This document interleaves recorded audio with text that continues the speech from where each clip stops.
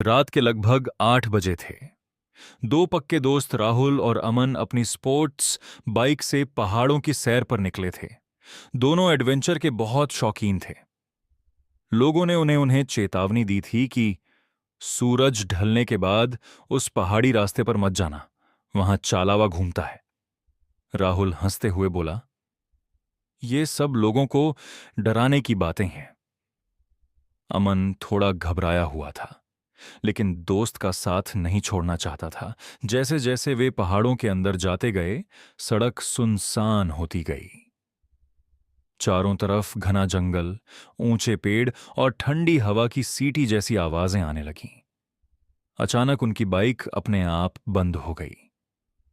राहुल ने कई बार किक मारी, लेकिन बाइक स्टार्ट नहीं हुई। तभी दूर जंगल में एक सफेद कपड़ों वाली औरत दिखाई दी। उसने हाथ से इशारा किया, इधर आओ, मेरी मदद करो। अमन बोला, राहुल, मुझे कुछ ठीक नहीं लग रहा। राहुल ने उसकी बात नहीं मानी और औरत की तरफ बढ़ने लगा। जैसे ही दोनों कुछ कदम आगे बढ़े, औरत अचानक गायब हो गई। अगले ही पल उनके पीछे से किसी के हंसने की भयानक आवाज आई। दोनों ने पीछे देखा, लेकिन वहां कोई नहीं था। तभी उनकी बाइक अपने आप स्टार्ट हो गई। दोनों तुरंत बाइक पर बैठे और आगे निकल गए। कुछ किलोमीटर बाद उन्होंने देखा कि सड़क के बीचों बीच एक छोटा बच्चा रो रहा था।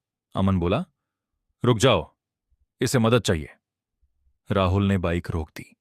जैसे ही वे बच्चे के पास पहुंचे, उसने धीरे धीरे अपना चेहरा ऊपर उठाया। उसकी आंखें पूरी तरह काली थीं। उसके होंठों पर डरावनी मुस्कान थी। अचानक उसका शरीर लंबा होने लगा और वह हवा में तैरने लगा। दोनों डर के मारे पीछे हट गए। तभी जंगल के हर पेड़ के पीछे से वही काले चेहरे वाला बच्चा दिखाई देने लगा। अब वे समझ चुके थे कि यह इंसान नहीं, चालावा है। दोनों पूरी ताकत से बाइक भगाने लगे, लेकिन चाहे जितनी तेज बाइक चलाते, वही मोड़ बार बार सामने आ जाता। वे एक ही जगह घूम रहे थे। अमन डरकर बोला, हम इसके जाल में फंस चुके हैं। अचानक उनके मोबाइल पर नेटवर्क आ गया। राहुल ने अपने दादा को फोन किया। दादा ने घबराकर कहा, बेटा, पीछे मत देखना, बाइक मत रोकना और लगातार भगवान का नाम लेते रहना। दोनों ने आंखों में आंसू लिए भगवान का नाम लेना शुरू कर दिया। कुछ देर बाद अचानक बहुत तेज तूफान चलने लगा।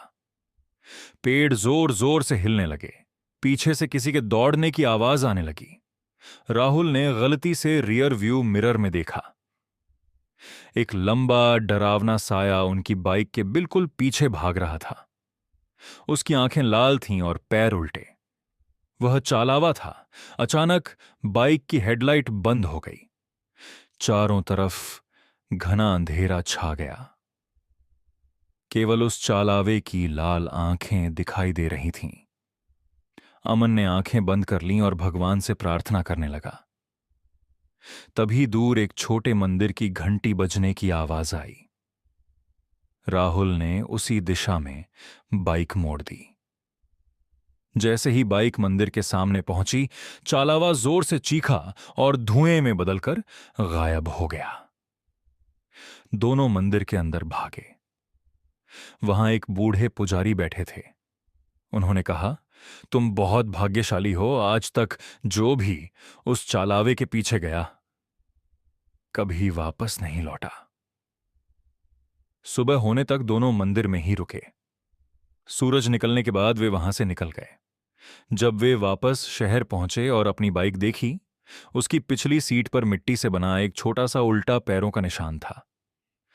राहुल और अमन ने उस दिन के बाद कभी रात में पहाड़ों की तरफ जाने की हिम्मत नहीं की। लेकिन कहते हैं आज भी उस पहाड़ी सड़क पर रात के बाद कोई अकेला जाता है, तो उसे कभी रोती हुई औरत, तो कभी रोता हुआ बच्चा दिखाई देता है, और जो उनके पीछे चला जाता है, वह कभी वापस